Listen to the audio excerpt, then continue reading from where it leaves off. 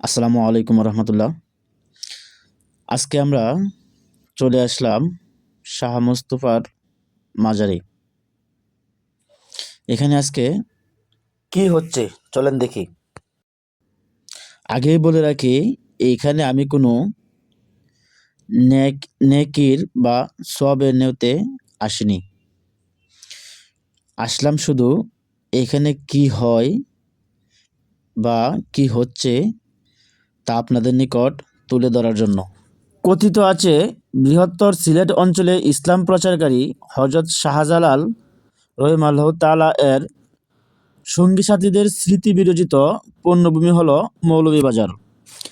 ইসলাম প্রচারের জন্য হযরত শাহ মুস্তাফা বাগদাদী এর আগমনের মধ্য দিয়ে মৌলভীবাজার পাদপ্রদীপের আলোতে আসে। তার দরগা মৌলভীবাজারে অবস্থিত। আরও কথিত আছে, মৌলভীবাজারের নামকরণ করা হয় শাহ মুস্তাফা এর উত্তরসূরির নাম অনুসারে।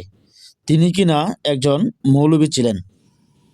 শাহ মুস্তাফা 1303 সালে শাহজালালের নেতৃত্বে সিলেট বিজয়ে অংশ নিয়েছিলেন। শাহ মুস্তাফা বাগদাদের মঙ্গল সাম্রাজ্য বর্তমান ইরাকে জন্মগ্রহণ করেন এবং তিনি 14 জানুয়ারি 1336 খ্রিস্টাব্দে মৌলভীবাজারে মৃত্যুবরণ করেন। সিলেট বিজয়ের পরে হযরত শাহ মুস্তাফা হযরত শাহজালালের আদেশে মৌলভীবাজারে হিজরত করেন। এখানে শাহ মুস্তাফা একটি পাহাড়ের উপরে একটি ছোট কুটির নির্মাণ করেন, যা বসুজুরার কাছাকাছি একটি গ্রামে অবস্থিত ছিল। তা পরবর্তীতে মোস্তফাপুর নামে পরিচিত হয়।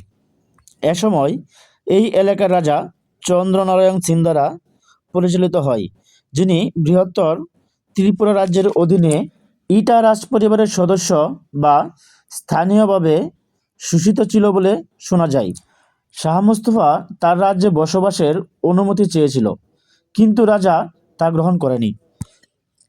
কথিত আছে, দিনে দিনে অনেক মানুষ শাহ মুস্তাফার ইসলাম প্রচারে ইসলাম গ্রহণ শুরু করলে রাজা শাহ মুস্তাফাকে তার ডোমেন থেকে খালি করার নির্দেশিকা জারি করেন। শাহ মুস্তাফা জীবনের বাকি অংশ শাহ মুস্তাফা জীবনী দ্বিতীয় পর্বে আলোচনা করা হবে। শাহ মুস্তাফা তার জীবনের সবটুকু অংশ ইসলামের জন্য বিলিয়ে দেন। এখন এখানে তার খাদিমদার বা অন্যান্য লোকগুলা বর্তমানের আমজনতা এখানে কি শুরু করেছে, এর প্রতিকার কি হতে পারে?